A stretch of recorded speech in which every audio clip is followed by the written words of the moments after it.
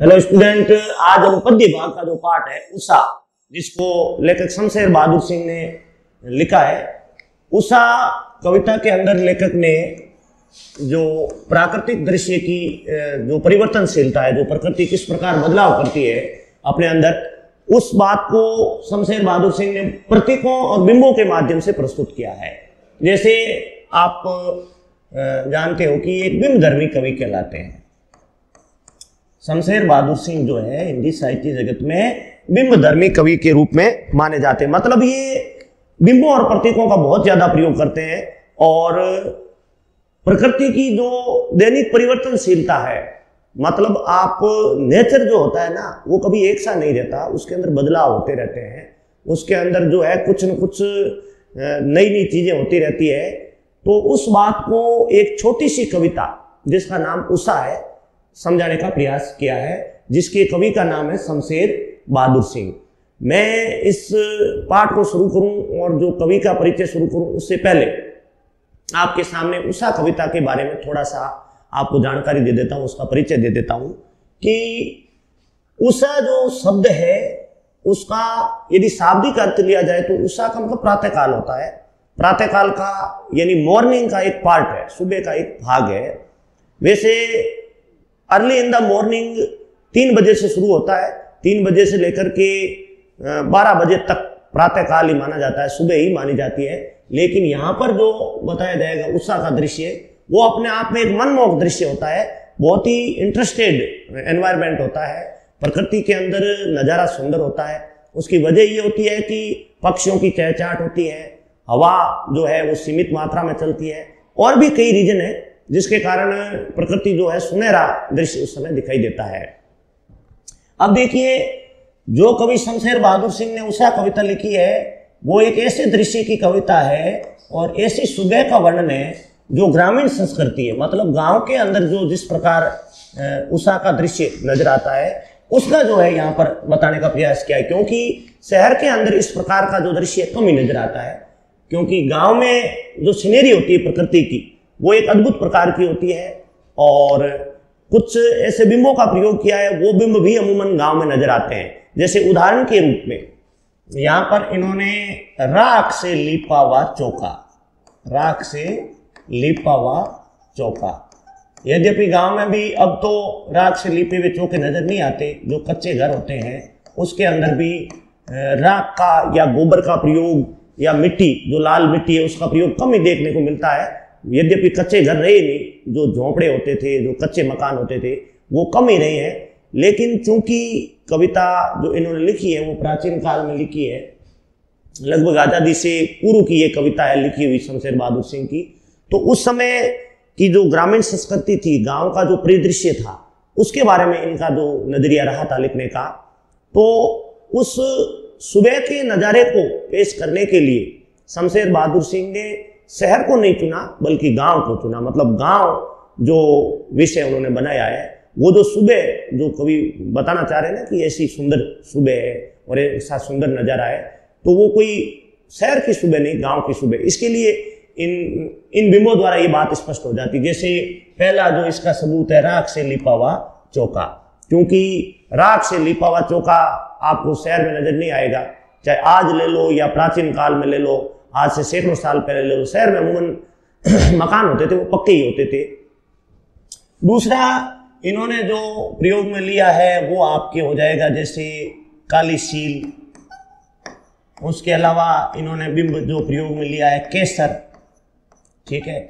उसके अलावा इन्होंने जो है जो बच्चे इस्तेमाल करते हैं, श्याम पट बोल दो, या जो अपनी स्लेट होती है, स्लेट के ऊपर खड़िया चौक जो इस्तेमाल करते हैं, वो खड़िया चौक भी बच्चे ज़्यादातर जो है गांव में इस्तेमाल करते हैं। तो ये बहुत सी चीज़ें इस कविता में आगे आएगी जो ये बताने के लिए काफ़ी है कि जिस सुबह का वर्णन शमशेर बहादुर सिंह कर रहे हैं वो सुबह नहीं है बल्कि गांव की है। अब देखिए, एक चीज यहां पर कवि ने साफ साफ बोली है कि प्रकृति दैनिक परिवर्तनशील है। मतलब ऐसा कोई दिन नहीं होता जिसमें प्रकृति हमेशा एक सी रहे। मतलब यदि 2 दिन प्रकृति के अंदर एनवायरमेंट कुछ अलग प्रकार का है तो अगले 2 दिनों में अलग प्रकार का होगा, फिर आगे 2 दिनों में अलग प्रकार का होगा, ये होता है परिवर्तनशीलता। तो प्रकृति नित्य परिवर्तित होती है, कभी भी एक सी नहीं रहती है। और यदि आपको प्रकृति का लुत्फ उठाना है, आनंद उठाना है, नेचर की गोद में जाना है, तो उसके लिए सबसे उचित जगह है वो गांव है। क्योंकि गांव की सुबह बहुत ही शांत होती है, बहुत ही मनमोहक होती है, पक्षियों की चहचहाट होती है, शुद्ध हवा होती है, हर तरीके से आपको नज़ारा जो है वो गांव के अंदर ही प्रकृति का मिल सकता है। देखिए यहां पर कवि ने नीला और दूसरा जो है लाल रंग, अब देखिए रंगों का जो वर्णन है, जब आप प्राकृतिक सौंदर्य का वर्णन करोगे तो रंगों का प्रयोग करना स्वाभाविक हो जाता है। वैसे मूलतः 7 रंग माने जाते हैं, लेकिन यहां पर कवि ने जिन बिंबों का प्रयोग किया है वो नीला रंग और लाल रंग दर्शाने के लिए इन्होंने काम में लिए हैं। जैसे कि नीला रंग जो है वो आकाश के नीले रंग को बताने के लिए कवि ने कुछ बिंबों का प्रयोग किया है। देखिए एक तो होती है आपके नीलिमा, इन शब्दों से इस बात को हमें समझना पड़ेगा। एक होती है लालिमा, एक होती है आपके कालिमा। देखिए किसी भी रंग का जब हमें झलक मिलती है, एहसास मिलता है, उसके बारे में देखने को मिलता है, तो ईमा प्रत्यय लग करके और मूल रंग के साथ जोड़ दिया जाता है। तो नीलिमा का मतलब होता है नीले रंग की झलक, लालिमा का मतलब होता है लाल रंग की झलक या लाल रंग का आभास होना, और कालिमा का मतलब होता है काले रंग का झलक होना, और श्वेतिमा का मतलब होता है सफेद रंग की झलक होना। तो इन्होंने 2 ही काम में ली, एक तो नीलिमा यानी नीले रंग का प्रयोग और एक लालिमा यानी लाल रंग का प्रयोग। क्योंकि अगर हम नीले रंग की बात करें, देखो इनको आकाश का जो रंग था ना वो पहले गहरा नीला बताना था, इसलिए इन्होंने नीले रंग की 2 उदाहरण दिए। एक तो राख से लिपा हुआ चौका, बट यहां गौर करने की बात है कि राख से जब चौका जो है लिपा जाता है तो वो यदि गीला है तो गीला रहते समय, क्योंकि हर रंग का आप देखो 3 फॉर्मेट होते हैं, ये आप अच्छी तरह से जानते हो। एक होता है आपके डार्क, दूसरा होता है लाइट और तीसरा होता है मीडियम। ये 3 जो फॉर्मेट होते हैं। अब देखिए डार्क का मतलब होता है गहरा, मतलब वो एकदम रंग का उत्कृष्ट रूप होता है। लाइट का मतलब होता है हल्का, और मीडियम का होता है मध्यम, मतलब ना गहरा और ना हल्का। तो देखिए कवि को गहरा नीला रंग बताना था, मतलब डार्क ब्लू बताना था, जिसको इंग्लिश में यदि बोले तो डार्क ब्लू, और दूसरा जो इनको बताना था ना लाल, वो भी डार्क रेड बताना था, ना कि लाइट रेड। इसलिए कवि ने नीला जो बताने के लिए तो इन्होंने राख से लिपा हुआ चौका, क्योंकि इनको गहरा नीला बताना था, इसलिए इन्होंने जो है राख से जो लिपा हुआ चौका है वो गीला काम में लिया, मतलब सूखा नहीं। उसका एक वजह है, उसके पीछे कवि की एक सोच है कि यदि राख से कोई भी चौक जो है, आंगन जो है लिपा हुआ होता है और वो सूख जाता है तो उसका जो रंग है वो लाइट हो जाता है, मतलब वो नीला रंग हल्का पड़ जाता है। और यदि राख से लिपा हुआ चौका है और वो गीला पड़ा है तो उसका रंग जो है डार्क होता है, मतलब वो हल्का नहीं होता। तो इसी संदर्भ के लिए कवि ने यहां पर ये जो पंक्ति काम में लिए, राख से लिपा हुआ चौका कोष्टक में ले जाए, अभी गीला पड़ा है। अब अगला जो बिंब प्रयोग में लिया, ये इनको बिंब बोलते हैं, प्रतीक बोलते हैं। और चूंकि ये बिंबों और प्रतीकों का प्रयोग करना तो यद्यपि छायावादी कवियों का जो है रहा है, छायावादी जितने भी कवि है, जैसे पंत है, प्रसाद है, निराला है, वर्मा है, महादेव वर्मा हो गई, जयशंकर प्रसाद हो गई, सूर्यकांत त्रिपाठी निराला हो गए, सुमित्रा नंदन पंत हो गए, ये अधिकतर क्या है कि इन बिंबों और प्रतीकों का प्रयोग करते हैं।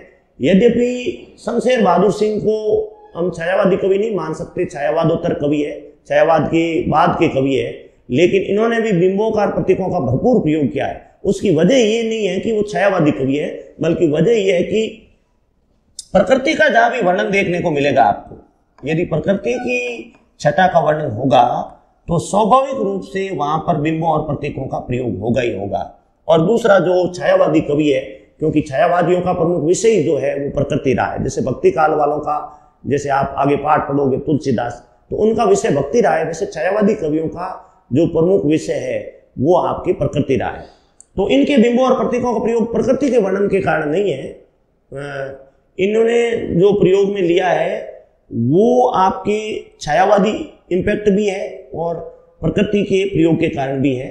अब आप देखो यहां पर जब हम लाल रंग के लिए आगे बढ़ेंगे तो कवि वहां लाल रंग को बताने के लिए एक तो ऐसा प्रयोग करेंगे वो कि मान लीजिए कोई काली स्लेट है, ब्लैक, यद्यपि स्लेट ब्लैक ही होती है, लेकिन उसको मान लीजिए केसर में डुबो के निकाल लिया जाए, तो ऐसा माना जाता है कि काला रंग जो है ना वो एक ऐसा रंग है जिसके अंदर यदि आप लाल रंग को मिक्स किया जाए तो वो उसकी जो झलक है, ब्राइटनेस है, वो तेज हो जाती है, ऐसा माना जाता है। मतलब मान लीजिए केसर का कोई घोल पड़ा है, केसर लाल रंग की होती है, नीट रेड होती है, फुल लाल होती है, उसका घोल, और उसके अंदर से यदि आपको स्लेट डुबो के निकाल लो तो स्वाभाविक सी बात है कि एकदम गहरा जो है लाल रंग उसका दिखाई देने लग जाएगा।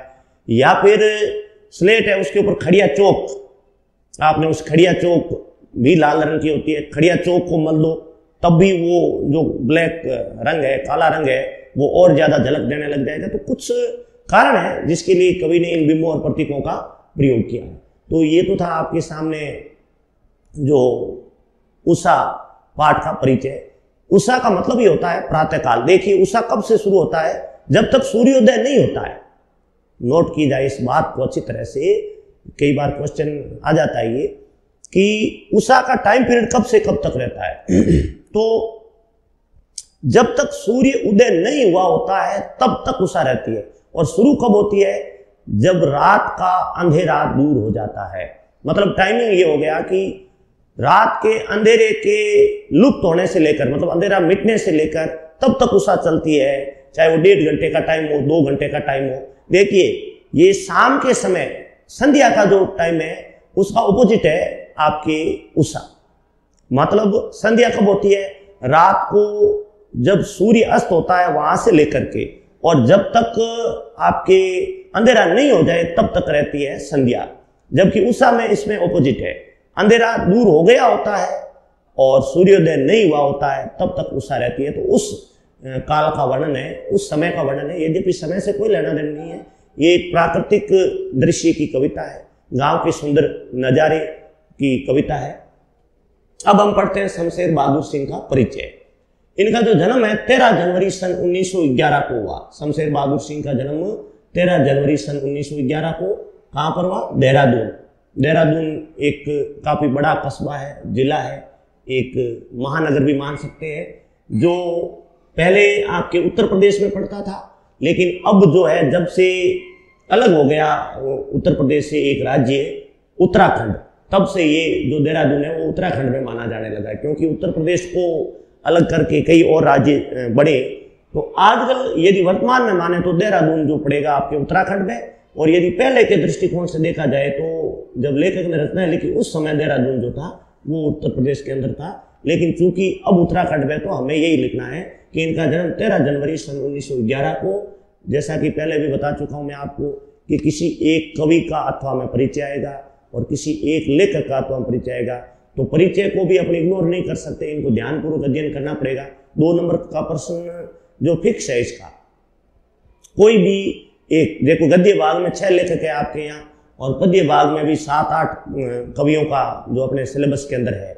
तो इन टोटली को अपने को अच्छी तरह से अध्ययन करना पड़ेगा, इनको पढ़ना पड़ेगा, क्योंकि 2 क्वेश्चन आएंगे 2-2 नंबर के, तो 4 नंबर का मैटर है, इसलिए इसको अच्छी तरह से पढ़ना चाहिए। हर लेखक और हर कवि का परिचय जो है वो भले ही कीजिए, शॉर्टली संक्षिप्त रूप से कर सकते हैं, क्योंकि 2 नंबर का क्वेश्चन कोई लेंथी नहीं होता, ज्यादा लंबा चौड़ा उत्तर नहीं लिखना पड़ता, 5 से 10 पंक्तियों के बीच का उत्तर होता है इसका। ये लघुतरात्मक क्वेश्चन की श्रेणी में आता है, लेकिन याद जरूर करना पड़ेगा, क्योंकि ये क्वेश्चन 101% आता है बोर्ड के पैटर्न के अनुसार। एक गद्य भाग का और एक ही पद्य भाग का, मतलब 2 भागों में आपकी आरोप पुस्तक बंटी हुई है। गद्य भाग के अंदर कोई लेखक का परिचय और पद्य भाग के अंदर किसी कवि का परिचय। ये क्वेश्चन मैं आपको बताता चलूं, आएगा अथवा में और में आएगा, मतलब 2 दिए होंगे जिसमें से एक का आपको परिचय बताना। तो ये फायदे की चीज है कि मान लीजिए एक का उत्तर नहीं आता है तो कम से कम अथवा में जो नीचे दिया उसका उत्तर आ जाए, तो ये अच्छी चीज है। अथवा वाला क्वेश्चन इजी होता है, क्योंकि दो दिए होते हैं, दो में से कोई एक अपने को करना होता है, हो सकता है एक नहीं आए तो दूसरे का उत्तर तो आता ही आता है। तो अथवा वाला क्वेश्चन वैसे भी अच्छा होता है। निधन की बात करें तो सन 1993 के अंदर हुआ, अहमदाबाद के अंदर हुआ, गुजरात राज्य के अंदर। देखिए जन्म हुआ है, ध्यान रखना, उत्तर प्रदेश के अंदर, देहरादून, जो कि अब उत्तराखंड में है। यदि आप उत्तर प्रदेश लिखोगे तब भी ठीक है, गलत नहीं होगा। हाँ, जिले का नाम बिल्कुल सही लिखना, देहरादून के अंदर हुआ है। सन बिल्कुल सही लिखना है। डेट जो है 13 जनवरी है और सन जो है 1911 को है। और मृत्यु का सन जो 1993 है, लेकिन ये ध्यान रखना है कि मृत्यु इनके अपने जो जन्म स्थान है वहां पर नहीं हुई। अहमदाबाद गुजरात का एक बहुत बड़ा शहर है, वहां इनकी मृत्यु हुई। जब बात करें इनके सम्मान, मतलब कौन कौन से सम्मान मिले, तो हिंदी का सबसे बड़ा पुरस्कार है साहित्य अकादमी पुरस्कार, वो भी मिला हुआ है। इसके अलावा कबीर सम्मान इनको मिला हुआ है। कबीर सम्मान जो है वो काफी बड़ा पुरस्कार है। हिंदी साहित्य में उत्कृष्ट रचनाएं लिखने वाले, अच्छी रचनाएं लिखने वाले कवियों और लेखकों को दिया जाता है, तो कबीर सम्मान इनको मिला हुआ है। और साहित्य अकादमी पुरस्कार तो आप जानते हैं, हिंदी के दो उत्कृष्ट पुरस्कार है, अच्छी रचनाएं लिखने वालों को मिलता है। एक तो मिलता है आपके हिंदी साहित्य अकादमी पुरस्कार, और दूसरा जो मिलता है वो ज्ञानपीठ पुरस्कार मिलता है। हिंदी में जो बड़ी रचनाएं लिखते हैं, अच्छी क्वालिटी की रचनाएं लिखते हैं, उन लेखकों और कवियों को सरकार के द्वारा यद्यपि पद्म भूषण भी दिया जाता है, पद्म श्री भी दिया जाता है, पद्म विभूषण है, लेकिन ये दो बड़ी कैटेगरी के नेशनल अवार्ड है, जो हिंदी साहित्य अकादमी और जो ज्ञानपीठ पुरस्कार है, ये स्टेट अवार्ड नहीं है, ये नेशनल अवार्ड है, मतलब राज्य स्तर के नहीं होते, ये राष्ट्रीय स्तर के पुरस्कार माने जाते हैं। तो दो पुरस्कार याद रखना है आपको, एक तो हिंदी साहित्य अकादमी पुरस्कार और एक कबीर पुरस्कार। जब बात करें रचनाओं की तो बहुत ज्यादा रचनाएं नहीं है, कम ही रचनाएं हैं। एक जब इनकी रचनाओं का यदि आप परिचय देते हो तो ये बहुत ध्यान रखने की बात है कि शमशेर बहादुर सिंह ने उर्दू हिंदी कोश का संपादन किया। देखिए जैसे कि डिक्शनरी होती है इंग्लिश की, ऑक्सफोर्ड की होती है या और कोई होती है, तो वो शब्दकोश कहलाता है, मतलब उसके अंदर अंग्रेजी और हिंदी के शब्दों का मेल होता है। पहले इंग्लिश के अंदर मीनिंग्स दी हुई होती है और उसके बाद उसका हिंदी में ट्रांसलेशन होता है उच्चारण दे करके। तो शमशेर बहादुर सिंह के संदर्भ में आपको ये बात याद रखनी है कि इन्होंने उर्दू हिंदी कोश का, मतलब पहले उर्दू का शब्द दिया, उसके बाद उसका हिंदी ट्रांसलेशन, मतलब ऐसे डिक्शनरी बनाई है। इंग्लिश की डिक्शनरी नहीं है, उर्दू टू हिंदी। जैसे इंग्लिश की डिक्शनरी में तो आप देखते हो इंग्लिश टू हिंदी होता है, पहले बीच में उसका उच्चारण होता है और उसके बाद उसका हिंदी ट्रांसलेशन होता है। लेकिन शमशेर बहादुर सिंह ने जो किया है, पहले उर्दू का वर्ड होगा, उसके बाद उसका हिंदी ट्रांसलेशन होगा, मतलब तीन लेयर में नहीं है। जैसे कि आपकी जो डिक्शनरी होती है इंग्लिश वाली, उसके अंदर तीन लेयर होती है, तीन पंक्तियों में होता है, तीन भागों में होता है। पहले इंग्लिश की मीनिंग दी हुई होती है, जैसे हाउस लिखा HOUSE हाउस, और उसके बाद उच्चारण हाउस लिखा होता है, उसके बाद उसका हिंदी अर्थ घर लिखा होता है। उर्दू में ऐसा नहीं होता। उर्दू के अंदर पहले कोई भी उर्दू का शब्द दिया हुआ होता है, जैसे ताज्जुब दे दिया, और उसके बाद उसका हिंदी ट्रांसलेशन जो है, ताज्जुब का मतलब आश्चर्य दे दिया, इस तरह दिया हुआ होता है। तो ये भी बहुत महत्वपूर्ण बात है कि पहली बार भारत के अंदर उर्दू की डिक्शनरी जो बनाई, उर्दू हिंदी कोश जो बनाया, वो जो हमारे सामने स्क्रीन पर आ रहे हैं, जो हमारे उषा पाठ के रचयिता है शमशेर बहादुर सिंह, ये इनकी देन है। उर्दू से हिंदी का जो डिक्शनरी का निर्माण किया है वो शमशेर बहादुर सिंह ने किया है। अब आते हैं इनकी रचनाओं पे। बहुत शॉर्ट रचनाएं हैं, कोई लंबी चौड़ी रचनाएं नहीं है, आराम से याद रख सकते हो। और याद रखने का देखो एक कारण बनता है कि दो रचनाएं तो बिल्कुल एक जैसी है, कुछ कविताएं और दूसरी है कुछ और कविताएं, मतलब दो तो ये आप इस तरह अच्छी तरह याद रख सकते हो, कुछ कविताएं और दूसरी का नाम है कुछ और कविताएं, मतलब अलग टाइप से है ही नहीं, दोनों एक जैसी रचना है, कुछ कविताएं कुछ और कविताएं। और तीसरी जो रचना है चूका भी नहीं हूं मैं, तीसरी रचना का नाम है चूका भी हूं नहीं मैं। चौथी रचना है इतने पास अपने, पांचवी बात बोलेगी, और छठी है काल तुझसे होड़ है मेरी। मतलब 6 जो रचनाएं इन्होंने लिखी है, सारी कविताएं, कोई भी और रचनाएं नहीं है, क्योंकि ये शुद्ध रूप से कवि है, ना कहानी ना नाटक ना निबंध ना उपन्यास, कुछ भी नहीं लिखा। शमशेर बहादुर सिंह प्योरली कवि है, शुद्ध रूप से इन्होंने कविता लिखी है। तो वापस अपन देखते हैं कि कौन कौन सी 6 रचनाएं, इनकी रचनाएं भी याद, क्योंकि जब कवि का परिचय देते हो तो 3 भागों में उसका देना होता है परिचय। पहले उनका जीवन परिचय, जिसके अंदर जन्म कब और कहाँ हुआ, मृत्यु कब और कहाँ हुई, यदि उनकी शिक्षा दी हुई है तो कब और कहाँ तक हुई, इसके अलावा उनके गुरु का नाम क्या है, उनके बचपन का नाम, मूल नाम क्या है, या और कोई जो उसके व्यक्तित्व से जुड़ी हुई बात है ना, पर्सनल जो लाइफ के बारे में, वो होता है जीवन परिचय। दूसरा उनकी रचनाओं का नाम, जैसे कि हमारे सामने आया है यहाँ पर जो लिखा हुआ प्रकाशित रचनाएं, ये दूसरा भाग होता है। कोई भी कवि का अपन परिचय देते हैं तो उसके अंदर ऐसा है कि यदि ज्यादा भाग में यदि रचनाएं दी हुई है, मतलब 25-30 रचनाएं दी हुई है, उसने कविताएं भी लिखी है, नाटक भी लिखे, कहानियां भी लिखे और भी लिखे, तो उसमें शॉर्ट करना पड़ता है। लेकिन उसमें एक ध्यान रखने की बात है कि प्रमुख रचनाएं जरूर याद करना है। जो प्रारंभिक शुरुआत में जो भाग दिया हुआ वो नहीं छूटे, बाद वाले हो सकता है रचनाएं नहीं लिखो तो भी चलता है। यद्यपि अपन शमशेर बहादुर सिंह की देख रहे हैं, इनके तो ज्यादा लंबी चौड़ी रचनाएं है ही नहीं, कुल टोटल 6 ही रचनाएं हैं, तो हमें कम से कम 5-6 रचनाएं इनकी याद रखनी ही पड़ेगी, क्योंकि यदि इनका परिचय आता है तो इनका क्वेश्चन जो होगा वो कम से कम इतना पूरा लिखोगे तब उसका आंसर सेट हो पाएगा। हो सकता है 1-2 छूट जाए, कोई बात नहीं, लेकिन कम से कम 4 तक तो रचनाएं लिखनी पड़ेगी। तो इसलिए हमें पहली जो रचना है उसका नाम है कुछ कविताएं, दूसरी है कुछ और कविताएं, तीसरा है चूका भी नहीं हूं मैं, चौथी रचना है इतने पास अपने, 5वीं रचना है बात बोलेगी, 6ठी रचना है काल तुझसे होड़ है मेरी। ये था आपके सामने। और तीसरा जो भाग है, देखो मैं आपको बता रहा 3 भागों में होता है। एक तो व्यक्तिगत जानकारियां, जन्म मृत्यु के बारे में सन, दूसरा है उनकी रचनाओं के नाम, और तीसरा ऐसा है कि मतलब उन्होंने किन विषयों पे ज्यादा रचनाएं लिखी है, वो किन भाषाओं का इस्तेमाल करते हैं। जैसे कि अपन पीछे जो है भीमराव अम्बेडकर के बारे में पढ़ा, हजारी प्रसाद द्विवेदी के बारे में पढ़ा, प्रेमचंद के बारे में पढ़ा, तो अलग अलग कवि और लेखक की अलग अलग क्वालिटी होती है। कोई 4-4, 5-5 भाषाओं का जानकार होता है, कोई 2 भाषाओं का जानकार होता है, कोई कवि प्रतीक और बिंबों का प्रयोग करता है, कोई अलंकारों का प्रयोग करता है। तो इनके जब अपन रचना और भाषा का विशेषता, मतलब तीसरा जो भाग है ना, उसमें सबसे बड़ी बात है कि एक तो आप लिख सकते हो बिंब धर्मी कवि, बिंबों और प्रतीकों का बहुत ज्यादा प्रयोग करते हैं। इसके अलावा प्राकृतिक सौंदर्य पर भी ये बहुत सारी कविताएं लिखते हैं। आगे वो कहते हैं तुमने धरती का पद्य पढ़ा है, उसकी सहजता प्राण है। खुद को उर्दू और हिंदी का 2 आप मानने वाले, ये बात भी आगे ये पहले जो अपन ने पढ़ा था कि उर्दू हिंदी कोश का संपादन किया है। तो ये शमशेर बहादुर सिंह एक ऐसे कवि है जो अपने आप को उर्दू का भी और हिंदी का भी दोनों बराबर का जो है कवि मानता है। मतलब जितने बेहतर ये हिंदी के कवि है उतने ही उर्दू के, इसलिए ऐसा माना जाता है। ये क्वेश्चन आ जाता है बोर्ड में कि उर्दू और हिंदी का 2 आप कवि किसे माना जाता है, तो आपका आंसर होना चाहिए शमशेर बहादुर सिंह। बहुत इंपॉर्टेंट क्वेश्चन है कि अपने आप को उर्दू और हिंदी का 2 आब कवि, ये जो एक कठिन शब्द आपके सामने लिखा है 2 आब कवि, यानी इस दोनों भाषाओं का जानकार कवि किसको माना जाता है, तो उत्तर होगा शमशेर बहादुर सिंह। या फिर ऐसे आ सकता है कि शमशेर बहादुर सिंह को 2 आब कवि क्यों कहा जाता है, क्योंकि उर्दू और हिंदी दोनों का जो है वो प्रयोग करते हैं, दोनों काम में लेते हैं।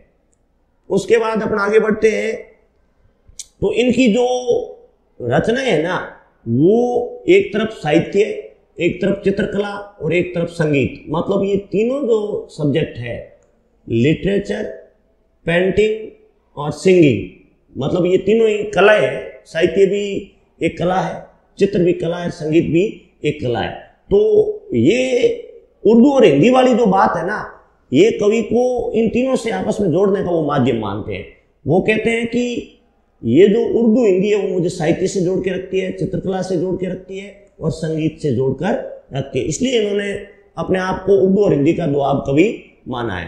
अब वो विचारों के स्तर पर प्रगतिशील और शिल्प के स्तर पर प्रयोग धर्मी कवि शमशेर की पहचान एक बिंब धर्मी कवि के रूप में है। बहुत इंपॉर्टेंट क्वेश्चन आता है बोर्ड के अंदर कि बिंब धर्मी कवि के रूप में किसे माना जाता है, तो ध्यान रहे ये बहुत इंपॉर्टेंट क्वेश्चन है। क्वेश्चन हुबहू ऐसा कैसा आता है बोर्ड के अंदर, जिसको मैं आपको लिख देता हूं। यहां पर क्वेश्चन आता है कि बिंब धर्मी कवि के रूप में किसे जाना जाता है, बिंब धर्मी कवि के रूप में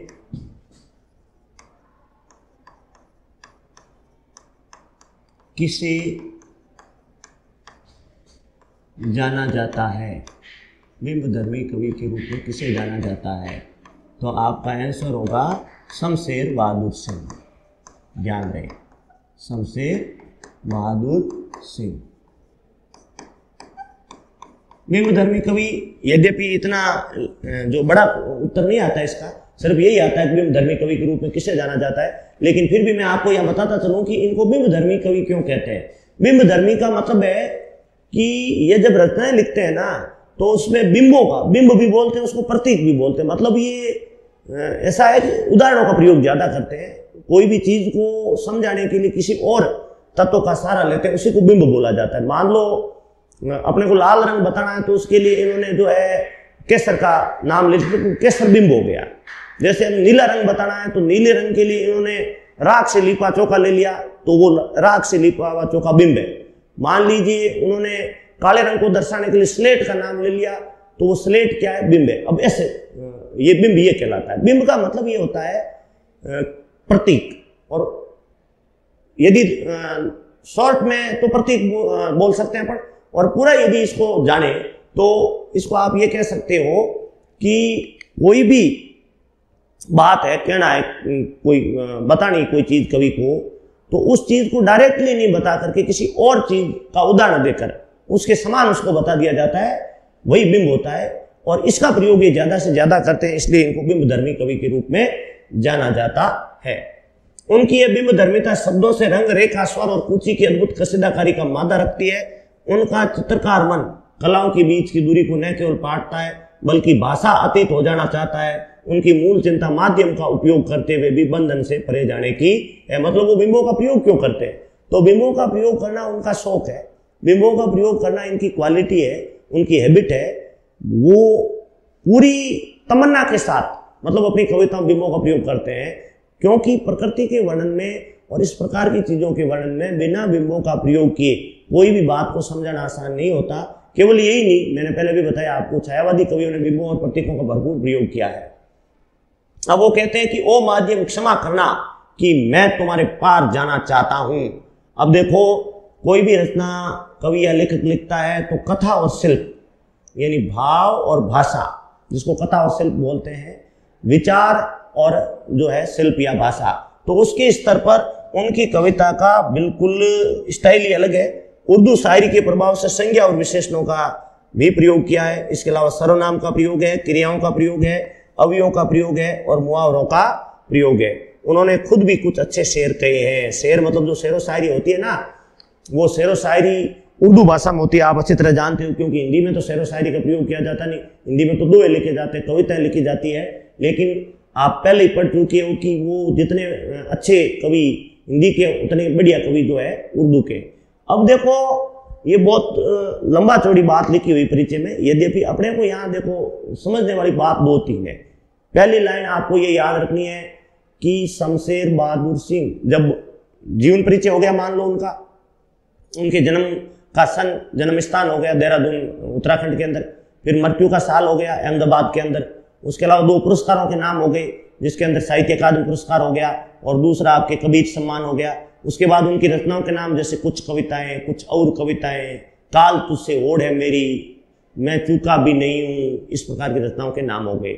उसके बाद जब अपन तीसरे भाग में आगे बढ़ते हैं ना, जब उनकी रचनागत और भाषागत विशेषताएं, तो ये चीज आपको इनमें से छांट छांट के याद रखनी है। एक तो ये लाइन जरूर याद रखनी है कि उर्दू और हिंदी के 2 आप कवि माने जाते हैं, और एक वो जो नोट करके आपको लिखना है कि उर्दू हिंदी कोश का संपादन इन्होंने किया है।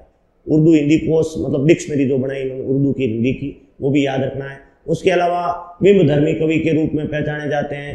फिर जब नीचे आते हैं तो देखो, इन्होंने विशेषणों का प्रयोग किया है, संज्ञा का प्रयोग किया है, सर्वनाम है, क्रिया है, अवयव और मुहावरों का भी प्रयोग किया है। मतलब इतनी बहुत है। हर एक तो ऊपर वाले पेज के अंदर तो आपको ये ध्यान रखना है, उर्दू हिंदी का 2 आप पहली लाइन ये याद रखनी है। दूसरे के अंदर बिंबधर्मी कवि के रूप में पहचाने जाते हैं, ये पहले लाइन। जो लाइन याद रखनी है वो मैं आपको बता देता हूँ।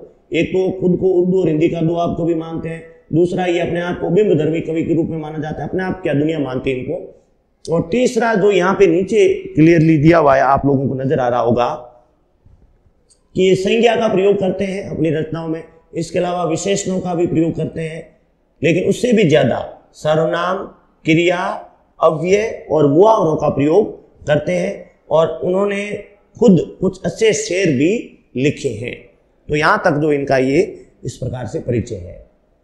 सचेत इंद्रियों का ये कवि जब प्रेम पीड़ा संघर्ष और सृजन को गूंथ कर कविता का महल बनाता है तो ठोस तो होता ही है, अनुगुंजों से भरा होता है। वह पाठक को न केवल पढ़ने के लिए आमंत्रित करता है बल्कि सुनने और देखने को भी आमंत्रित करता है। देखो कि गद्य भाग कोई कहानी वगैरह होती है तो वो केवल आप पढ़ते हो, लेकिन शमशेर बहादुर सिंह ने रचनाएं ऐसी लिखी है कि केवल आप देखते नहीं, उसको सुनते हो, पढ़ते हो और देखते हो, तीनों काम करते हो। जबकि केवल और केवल यदि कोई रचना लिखी होगी तो उसको आप क्या करेंगे? पढ़ेंगे।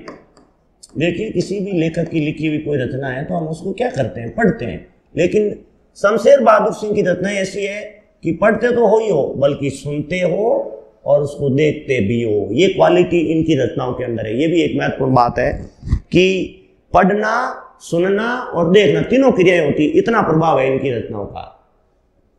अब देखिए ये एक नाम आया प्रयोगवादी कविता। प्रयोगवादी कविता मतलब जिसका शुरुआत जो है लगभग 1943 से हुआ।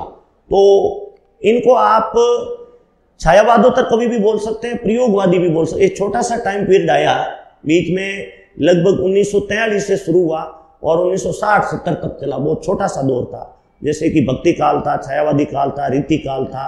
उस तरह एक छोटा सा प्रयोगवादी या नई कविता का दौर, इसका एक नाम और है, इसको प्रयोगवादी भी बोलते हैं और नई कविता का दौर भी बोलते हैं। देखिए दोनों नाम सही है, नई कविता का दौर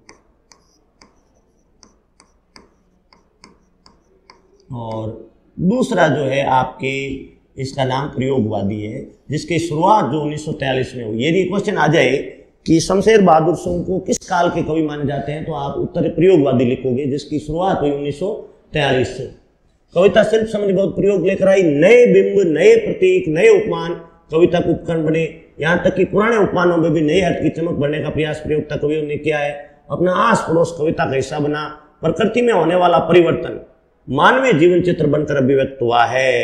अब यहां तक आपके ये इनका जो है परिचय लोगे आप शमशेर बहादुर सिंह का। यहां पर जो क्लियर लिखा हुआ है प्रस्तुत कविता उषा, प्रस्तुत कविता उषा, यहां से पाठ परिचय शुरू हो जाता है। इससे ऊपर ऊपर जो था ना वो शमशेर बहादुर सिंह का परिचय था, कवि और लेखक, उसका पाठ से कोई रिलेशन नहीं था, वो तो शमशेर बहादुर सिंह का। अब यहां ये क्लियरली, जिसका मैंने शॉर्ट जो है इंट्रोडक्शन, संक्षिप्त में परिचय अपन जो ये शुरू कर रहे थे पाठ, उससे पहले बता दिया था कि उषा पाठ में कवि ने क्या बताया, लेकिन यहां भी अपन देख लेते हैं। प्रस्तुत कविता उसको सूर्योदय के ठीक पहले, जब सूर्य उदय होता है उससे पहले के पल पल परिवर्तित, यानी हर पल बदलने के प्रकृति का शब्द चित्र है। इस एक लाइन में ये पूरी कविता का भाव छिपा हुआ है। तो समझिए कि उषा कविता में सूर्योदय से बाद नहीं, सूर्योदय के पहले, क्योंकि जैसे सूर्य उदय होता है ना तब तो उषा काल खत्म हो जाता है। उषा काल तब तक ही रहता है जब तक सूर्य उदय नहीं हुआ होता है। तो ध्यान से इस बात को याद रखना है कि उषा कविता किसका शब्द चित्र है। तो आपको याद रखना सूर्योदय से पहले प्रकृति में हो रहे पल पल परिवर्तन। पल पल का मतलब है कि बदलाव होता रहता है, और स्पेशली 24 आवर्स के अंदर सबसे ज्यादा जो बदलाव का टाइम है ना वो आपके माना जाता है मॉर्निंग के टाइम। और मॉर्निंग में भी उषा वाला, क्योंकि मॉर्निंग तो आप देखो 3 बजे से सुबह जो है अर्ली इन द मॉर्निंग ब्रह्म मुहूर्त 3 बजे होता है। 3 बजे से लेकर के दोपहर 12 बजे शुरू होती है, वहां तक 8 घंटे तक पूरी वो जो पैर कहलाता है वो सुबह का ही कहलाता है। उसके बाद दोपहर शुरू होता है, फिर शाम संध्या रात शुरू होती है। लेकिन इन सब का जो पूरे सुबह वाले, इसलिए बताया है कि सूर्योदय से जस्ट बाद जो है उषा का जो दृश्य है वो खत्म हो जाता है।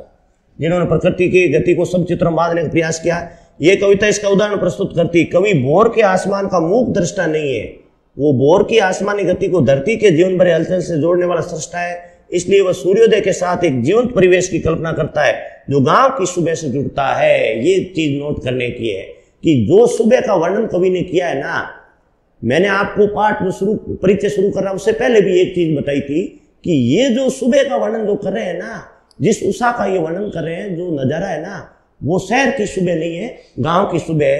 क्योंकि देखो उसके लिए क्या क्या प्रूफ दिए, क्या क्या सबूत दिए, इन शब्दों से आप ये जान सकते हो कि गांव की सुबह। सबसे पहले सील है, सील का मतलब जो पत्थर की पट्टी का है, फिर राख से लिपा हुआ चौका है। इसके अलावा स्लेट की कालिमा है, चौक से रंग मलते अदृश्य बच्चों के नन्हे हाथ है। ये एक ऐसे दिन की शुरुआत है जहां रंग भी है, गति भी है और भविष्य का एक ऐसा उजाला है जो हर कालिमा को चीरकर आने का एहसास कराती है। अब अपने जो ये कविता शुरू होती है, बिल्कुल छोटी सी कविता है, कोई ज्यादा लंबी चौड़ी नहीं है, बड़ी कविता नहीं है, आपके सामने स्क्रीन के ऊपर आ रही है, जिसका शीर्षक है उषा। यद्यपि कई बार इसका जो है सहप्रसंग व्याख्या जो आपके कोर्स के अंदर है, पद्य भाग की भी एक सहप्रसंग व्याख्या आती है और गद्य भाग की भी आती है। सहप्रसंग व्याख्या के अंदर आप लोग जानते हो, मैं यहाँ पे थोड़ा सा आपको बता दूं, ये क्वेश्चन फिक्स है आपके दोनों भागों का, इसको ध्यानपूर्वक करना चाहिए। सहप्रसंग व्याख्या का मतलब होता है कि मान लीजिए ये दे दिया आपके, मैं आपको पढ़ता हूँ। प्रात नभ था बहुत नीला, शंख जैसे भोर का नभ, राख से लिपा हुआ चौका भी गीला पड़ा है, बहुत काली सील जरा से लाल केसर से जैसे धुल गई हो, स्लेट पर या लाल खड़िया चौक मल दी हो किसी ने। मान लीजिए ये पद्यांश आ गया और लिख दिया कि इसकी सहप्रसंग व्याख्या कीजिए। मैंने ये जो लिखा है ये इसमें क्वेश्चन आ जाए कि इसकी क्या कीजिए, आप सहप्रसंग व्याख्या कीजिए। तो सहप्रसंग व्याख्या का मतलब होता है कि सहप्रसंग व्याख्या में सबसे पहले आपके संदर्भ और प्रसंग लिखे जाते हैं, ठीक है। मतलब आपको बताना होता है कि आपने ये जो आया हुआ है ये किस बुक से लिया हुआ है, सबसे पहले ये बताना पड़ता है। तो आपको लिखना पड़ता है कि ये हमारे आरो बुक से है, इस बुक का नाम क्या है, आरो है। उसके बाद आपको बताना पड़ेगा कि ये गद्य भाग से या पद्य, मतलब काव्य खंड से गद्य से, तो आप ये लिखोगे ये हमारे पद्य भाग से लिया हुआ है। उसके बाद आपको पाठ संख्या लिखना है, तो ये आपके पाठ संख्या 6 है। पाठ संख्या कौन सा है, 6, पद्य भाग। आरो की किताब कक्षा 12 की जो पाठ्य पुस्तक है आरो, उसका पद्य भाग है, पाठ संख्या 6। उसके बाद आपको पाठ का नाम लिखना है, तो पाठ का नाम क्या लिखोगे, उषा से लिया गया है, ये इस तरह लिखोगे। फिर लिखोगे इसके रचयिता का नाम या इसके कवि का नाम जो है वो लिखोगे कि इनका नाम है शमशेर बहादुर सिंह, शमशेर बहादुर सिंह। उसके बाद आप इसका प्रसंग लिखोगे कि इसके अंदर बताया क्या है, तो आप लिखोगे कि प्रस्तुत कविता में कवि ने उषा के सुंदर दृश्य का वर्णन किया है, तो ये आपके संदर्भ प्रसंग हो जाएंगे। तीसरा जो भाग लिखना है, क्योंकि सहप्रसंग व्याख्या 4 भागों में बटी होती है। 4 भाग कौन से, संदर्भ 1, प्रसंग 2, व्याख्या 3, तीसरा भाग क्या होता है, व्याख्या, और चौथा जो भाग होता है वो होता है विशेष। ये 4 भागों में ये बटा होता है। 6 नंबर का क्वेश्चन आता है, गद्य में भी 6 नंबर का और पद्य में भी 6 नंबर का। तो संदर्भ प्रसंग बता दिया मैंने आपको। उसके बाद व्याख्या, व्याख्या में आपको इसका पूरा वर्णन करना है कि यहाँ लेखक बता क्या रहा है और किसके संदर्भ में बता रहा है, क्या क्या बता रहा है। उसके बाद विशेष जो है उसके अंदर ये कि इसमें कैसी भाषा है वो लिख सकते हो आप, बिंबों और प्रतीकों का प्रयोग हुआ है, ये एक सुंदर प्राकृतिक दृश्य की कविता है, सर्वनाम विशेषणों का प्रयोग है, ये चीजें विशेष में लिख, विशेष मतलब ग्रामेटिकल चीजें लिखनी होती है, भाषा संबंधित चीजें लिखनी होती है। अब अपन पाठ की जो है व्याख्या शुरू करते हैं, इसके बारे में बताना कि प्रात नभ था बहुत नीला शंख जैसे, प्रात यानी प्रातःकाल का, नभ यानी आकाश, और वो कैसा था, देखिए यहाँ पर उपमा अलंकार का प्रयोग किया है कवि ने। उपमा अलंकार का प्रयोग करके, और सुबह सुबह का जो आकाश है, नभ पर्यायवाची होता है आकाश का, प्रात का मतलब है प्रातःकाल को, और शंख से तुलना करिए उसकी। और जहां पर विशेषण विशेष्य एक समान होता है, उपमान उपमेय एक समान होता है, एक की तुलना दूसरे से की जाती है, वहां उपमा अलंकार होता है। आपके अलंकार कोर्स में है, यद्यपि इसके बारे में आपको जानना भी जरूरी है कि उपमा अलंकार कहाँ होता है, जहां पर जो है एक को दूसरे के समान बताया जाए। तो यहाँ पर सुबह वाला जो आकाश है, प्रातःकालीन वाला जो नभ है, स्काई है, जो सुबह का मॉर्निंग का स्काई है, उसको नीले शंख से तुलना करी इन्होंने। और नीला भी शंख कैसा, बहुत नीला। देखिए नीला लिखना एक नॉर्मल है, लेकिन बहुत नीला यानी ज्यादा नीला, गहरा नीला। तो सबसे पहले बताते हैं कि प्रातः काल का, ये कब का वर्णन है, उषा काल का। कहाँ का वर्णन है, गांव का। ये बात ध्यान में रहे कि समय कौन सा है, उषा काल। उषा कब होती है, सूर्योदय से पहले। कहाँ की उषा का है, गांव की उषा का, शहर की नहीं, गांव की उषा। तो ये बता रहे हैं कवि शमशेर बहादुर सिंह कि प्रातः काल का जो आकाश था वो ठीक वैसा लग रहा था जैसे बहुत नीले रंग का कोई शंख हो। किसके बारे में बता रहे हैं, ये वापस रिपीट किया, भोर के बारे में। भोर बोलो, प्रातः बोलो, उषा बोलो, तड़के बोलो, अर्ली इन द मॉर्निंग बोलो, एक ही बात है कि सुबह का जो आकाश था वो ठीक वैसा लग रहा था जैसे बहुत नीले रंग का कोई शंख हो। ये बिंब नंबर 1 है। जैसे आप कह रहे थे बिंब धर्मी कवि है, बिंब धर्मी कवि है, तो बिंबों और प्रतीकों का प्रयोग है। तो आकाश का रंग बताने के लिए इन्होंने पहला बिंब कौन सा काम में लिया? बहुत नीला शंख। तो ये बहुत नीला शंख बिंब है। अब दूसरा जो इन्होंने विशेषण काम में लिया है, दूसरा जो बिंब काम में लिया हुआ है, राख से लिपा हुआ चौका। अब राख से लिपा हुआ चौका की तरह किसको बताया है? उसी प्रातः काल वाले आकाश को। ये जो भोर वाला आकाश है, मॉर्निंग के टाइम वाला जो आकाश का रंग है, वो दूसरी विशेषता बताई है कि वो किसके समान दिख रहा था? ऐसा लग रहा था जैसे ये आकाश नहीं है बल्कि ये कोई राख से लिपा हुआ चौका है। लेकिन इन्होंने एक कोष्टक में बात और लिखी है जो अभी गीला पड़ा है। तो इस कोष्टक में लिखने का एक विशेष प्रयोजन है, इसलिए लिखा है क्योंकि इनको गहरा नीला बताना था। देखिए शंख के लिए भी इन्होंने केवल शंख नहीं लिखा, नीला शंख नहीं लिखा, बहुत नीला शंख लिखा, मतलब उसका रंग बहुत नीला था आकाश का, इसलिए इन्होंने स्पेशली बिंब का प्रयोग किया, बहुत नीला शंख। दूसरा इन्होंने बिंब का प्रयोग किया है राख से लिपा हुआ चौका। वो भी राख से लिपा हुआ चौका भी कैसा? जो अभी गीला पड़ा है, मतलब सूखा हो जाता तो उसका नीला रंग हल्का हो जाता, नीला रंग गहरा है। उसके बाद आगे जब बढ़ते हैं तो एक काली सील, मतलब जैसे मान लो काली कोई पत्थर की पट्टी हो, नीले रंग का या वर्णन एक बार ये दो ही बिंब काम में लिए। अगला जो रंग है वो दूसरा बताएंगे। और मान लीजिए लाल केसर से धो दिया गया हो, मान लीजिए काले रंग की कोई शिला है, रंग कैसा? काला, और चीज क्या?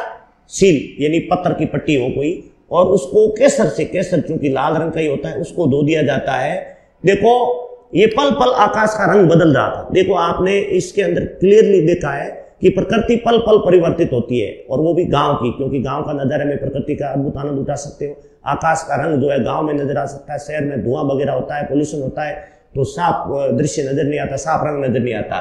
तो ये जो ऊपर था ना, ये था नीले रंग का वर्णन। यहां तक ये जो बता रहे हैं वो आपको बताने के लिए लाल रंग का, मतलब देखो कि सूर्योदय से पहले होता है आकाश का रंग नीला, और जो जो सूर्योदय के नजदीक आता है तो लाल रंग की झलक पड़ने लगती है। तो ऐसा लगता है काले रंग की कोई शिला हो, उसको लाल केसर से धो दिया गया हो।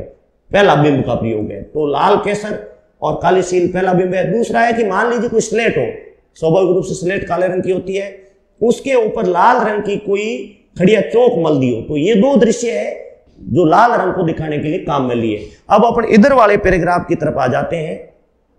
नील जल में किसी की गोर झिलमिल दे जैसे हिल रही हो। मान लीजिए वो जो सूर्य की किरणें पड़ती हो या उसकी जो आभा पड़ती हो, झलक पड़ती हो, तो कवि ने यहां कहा है कि मान लो वो किरणें नहीं दिखाई दे रही है, मान लीजिए गोरे देह वाली, गोरे बदन वाली, गोरे शरीर वाली कोई युवती हो और वो पानी के अंदर मान लो हिलडुल रही हो, और जादू टूटता है इस उषा का। कब? जब सूर्योदय हो जाता है। आपने बार बार मैंने ये बताया है कि उषा तब तक ही रहती है जब तक सूर्योदय नहीं हो जाता। जो ही सूर्योदय हुआ, कवि ने साफ साफ लिखा है, ये आपको यहां नजर आ रहा है कि ये जादू टूट जाता है, ये जो आकर्षण है वो खत्म हो जाता है। कब? जब सूर्योदय हो जाता है। मतलब ये उषा तब तक ही रहती है जब तक सूर्योदय नहीं हुआ होता है। ये एक छोटी सी कविता आपके सामने थी। अब अपन इसके प्रश्नोत्तर करेंगे। 2-3 क्वेश्चन है। पहला क्वेश्चन है, कविता के उपमानों को देखकर ये कहा जा सकता है कि उषा कविता गांव की सुबह का जीवंत समचित्र है। बिल्कुल सही। यद्यपि इसके बारे में बहुत कुछ चर्चा कर चुके हैं अपन कि इसके जो उपमान प्रयोग में लिए ना, उपमान का मतलब बिंब जो काम में लिए ना, प्रतीक जो काम में लिए ना, उससे साफ साफ झलकता है कि ये गांव की कविता है। जैसे कि पहला उदाहरण है राख से लिपा हुआ चौका, बिल्कुल सही बात है। स्लेट की कालीमा दूसरा है। रंग मलते हुए अदृश्य बच्चे, इसके अलावा काली सील। तो ये सारे जो है ना, ये उपमान चीख चीख कर ये कह रहे हैं कि ये जो सुबह है ये गांव की सुबह का वर्णन है। बिल्कुल इतना ही उत्तर है इसका। प्रश्न नंबर 2, भोर का नभ राख से लिपा हुआ चौका अभी गंध भरा हुआ है। नई कविता में कोष्टक विराम और देवताओं और शिष्यों के बीच की स्थान भी कविता को अर्थ देता है। दोस्ती को कोष्टक से कविता में क्या विशेष अर्थ पैदा हुआ है, ये देखो क्वेश्चन है। यहां पे आपको बताना है कि बहुत सी चीजें आपने लिखी है, कोष्टक का प्रयोग किया। बिल्कुल सही बात है। देखो कोष्टक का प्रयोग कहां हुआ है। एक तो सबसे पहले तो प्रयोग में हुआ है राख से, आप ध्यान दीजिए, राख से लिपा हुआ चौका, राख से लिपा हुआ चौका। वहां आपने देखा होगा कि जो राख से लिपा हुआ चौका है, वहां जस्ट बाद में ये लिखा हुआ था कोष्टक के अंदर जिसमें लिखा था अभी गीला पड़ा है। क्या लिखा था? अभी गीला पड़ा है। तो अब कवि आपसे ये पूछ रहे हैं कि कोष्ठक का प्रयोग किया क्यों जाता है। देखिए, कोष्ठक का प्रयोग जो है, कोष्ठक एक विराम चिन्ह की श्रेणी में आता है। हिंदी व्याकरण में यदि अपन लेना तो विराम चिन्ह के संदर्भ में आता कोष्ठक। यद्यपि कोष्ठक 3 प्रकार के होते हैं, बड़ा कोष्ठक, छोटा कोष्ठक, मंझला कोष्ठक, जो गणित में काम में लिए जाते हैं। देखिए, मैं आपको चित्र बना देता हूं। ये बड़ा कोष्ठक होता है, ये आपके मंझला कोष्ठक होता है, और ये छोटा कोष्ठक होता है। हिंदी के अंदर देखिए ज्यादातर आपके ये 3 नंबर वाला कोष्ठक काम में लेते हैं, छोटा कोष्ठक ही काम में लिया जाता है। बड़ा कोष्ठक और मंझला कोष्ठक जो है वो गणितीय भाषा में काम में लिया जाता है। तो अब आपसे पूछा है कोष्ठक का प्रयोग करने की वजह क्या है। देखिए, किसी बात का अर्थ अच्छा समझाने के लिए, बाहर वाली बात का अर्थ स्पष्ट करने के लिए, ज्यादा क्लियर करने के लिए कोष्ठक का प्रयोग में लिया जाता है। और इसके लिए आप उदाहरण वो दे सकते हो, राख से लिपा हुआ चौका, जिसमें कोष्ठक लिखा अभी गीला पड़ा है। क्योंकि कवि को क्या है, अर्थ क्लियरली करना था कि राख का जो रंग है वो गहरा नीला बताना था, तो इसलिए उन्होंने कोष्ठक लिख दिया अभी गीला पड़ा है। उसके बाद तीसरा प्रश्न है, अपने परिवेश के उपमानों का प्रयोग करते हुए सूर्योदय और सूर्य का शब्द चित्र खींचिए। देखो, सूर्योदय के समय जो है ना, वो एक अद्भुत नजारा होता है। इसके अंदर आपको बताना है कि जिस समय सूर्योदय होता है, ऐसा लगता है कि आकाश से जो रोशनी आती है वो धरती पर आ रही है। जो बच्चे होते हैं, जो काम करने वाले होते हैं, वो लोग उस समय अपने आप को तरोताजा महसूस करते हैं। उस समय जो है और भी कई कार्य, जैसे व्यायाम किया जाता है, लोग टहलने जाते हैं। मतलब ये पूछ रहे हैं कि उस परिवेश में सूर्योदय और सूर्यास्त दोनों का अलग अलग वर्णन बताना है कि सूर्योदय के समय अलग होता है और सूर्यास्त के समय। अब सूर्यास्त के समय भक्ति संध्या होती है, जैसे लोग भजन करते हैं, देवताओं की जो है जुड़ते हैं, उनसे तपस्या करते हैं, मंदिरों में जाते हैं। जबकि सूर्योदय का अलग होता है। सूर्योदय के समय व्यक्ति टहलने जाता है, घूमने जाता है, प्रकृति की गोद में जाना चाहता है। इस प्रकार आपके छोटा सा पाठ था उषा, जिसको मैंने शमशेर बहादुर सिंह की परिचय सहित और इस पाठ की व्याख्या सहित आपको बताने का प्रयास किया है। बहुत जल्दी ही आपके किसी नए एक पद्य के पाठ और किसी कवि के परिचय के साथ उपस्थित होंगे। तब तक थैंक यू, धन्यवाद।